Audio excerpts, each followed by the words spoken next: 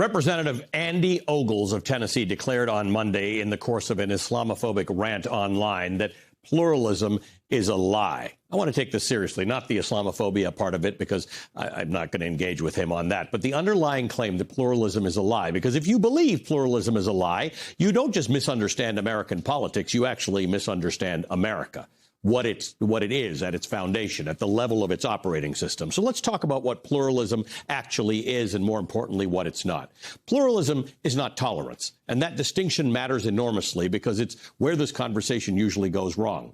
Tolerance is a posture of sufferance. Tolerance implies a majority that's doing the tolerating and a minority that should be grateful for it. Tolerance says we permit you to exist here. Tolerance is conditional and can be withdrawn. At its core, tolerance still locates power in one group and extends as a kind of a grace the right of others to be present. Pluralism is something structurally different. Pluralism says there is no default group from which permission flows. Pluralism holds that a society is constituted of its many parts, not by one part that generously accommodates the others. Pluralism doesn't ask minorities to be grateful. It asks society to recognize that it's made up of minorities, that the majority itself is a coalition, temporary and contingent, not a permanent ethnic or religious state. This is not a liberal talking point. It's constitutional fact. Look at the architecture. Many of the founders of this country were slave owners. Many of them were deeply imperfect and flawed, and yet they built something structurally unprecedented when they wrote the First Amendment. Not just freedom of speech, not just freedom of assembly. They wrote an explicit prohibition on the state establishment of religion, and they paired it immediately with the Free Exercise Clause. The government cannot pick a religion, and it cannot stop you from practicing yours. This is pluralist architecture and didn't appear from nowhere, by the way. In 1785, 4 years before the Constitution was ratified, James Madison wrote his Memorial and Remonstrance against religious assessments. It was a direct response to a bill that was introduced in the Virginia House of Delegates by Patrick Henry that proposed using public funds to support Christian teachers. Madison didn't just oppose the bill on practical grounds. He argued that civil authority has no jurisdiction in America over religious beliefs, that to compel any citizen to support one religion, even their own religion, through state power is a violation of the most fundamental human right. He called it a dangerous precedent in 1785. He said it would both corrupt government and religion.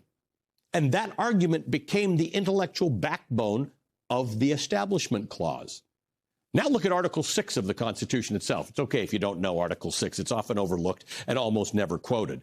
But it states plainly that no religious test shall ever be required as a qualification to any office or public trust under the United States. Ever. Not for any office. This is not a suggestion. It's an absolute prohibition written into the original document before the Bill of Rights was even added.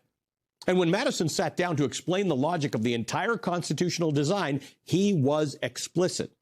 In Federalist 51, he argued that the protection against tyranny comes from the multiplicity of interests, the many factions, no single one dominant. He called it a multiplicity of sects. His solution to religious conflict was not to pick a winner.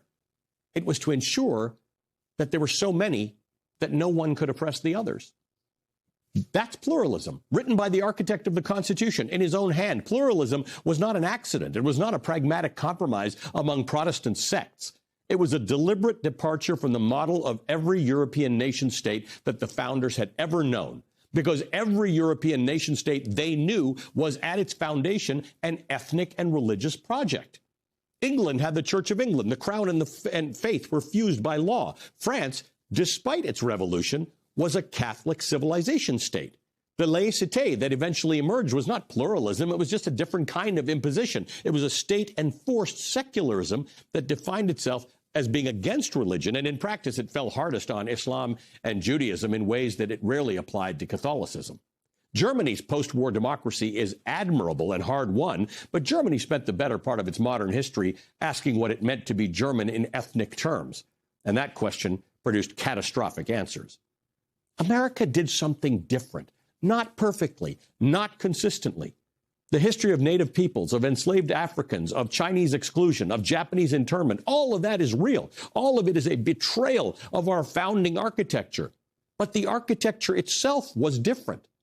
The promise embedded in the text was different. The promise was not, you can live here if you assimilate into our dominant culture. The promise was that there is no dominant culture enshrined in law. The promise of America was pluralism, which brings us back to Ogles and why his claim is not just wrong, it's precisely backwards. When he says pluralism is a lie, he's not defending America. He's describing a different country, one organized around the preservation of a particular religion, a particular culture, a particular ethnic continuity. He is describing a Christian nationalist state, one that has more in common with the European ethnic nation-state model that the founders explicitly rejected than with anything in the American constitutional tradition. Jefferson understood this danger clearly. In 1802, writing to the Danbury Baptist Association, he described the First Amendment as building a wall of separation between church and state. Not a suggestion, a wall.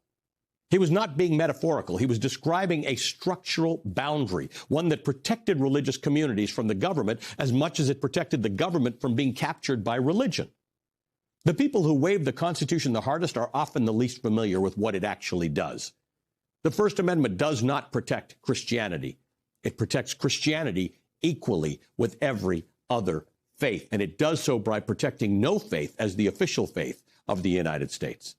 The moment you make America a Christian nation in law, you have dismantled the Establishment Clause. You have replaced pluralism with establishment. You have built not the city on a hill, but something much closer to the theocratic European states that the Pilgrims fled. Here's what pluralism has actually produced. The greatest periods of American economic dynamism, scientific innovation, and cultural output have coincided with the expansion of pluralism, not its contraction.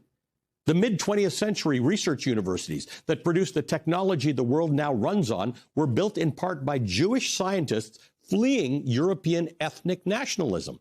The medical and engineering infrastructure of this country today depends heavily on immigrants from South Asia, from East Asia, and the Middle East. And if you want to understand who actually built the pluralistic architecture of this country, look at Black Americans, not as beneficiaries of someone else's tolerance, but as the people who for 2 centuries held America to its own founding text.